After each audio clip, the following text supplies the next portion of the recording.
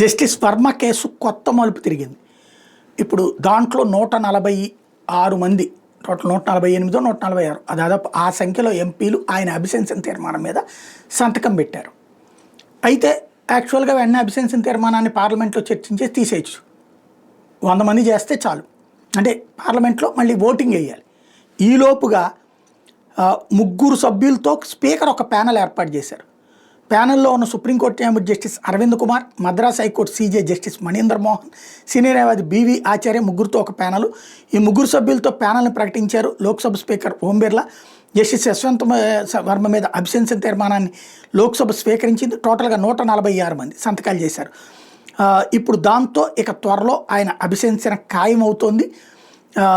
తన నివాసంలో భారీ సొమ్ములు బయటపడినటువంటి కేసులో సుప్రీంకోర్టులో చుక్కెదురైనటువంటి నేపథ్యంలో ఇక తిప్పలు పడక తప్పదు, త్వరలో తొలగించడం తప్పదు.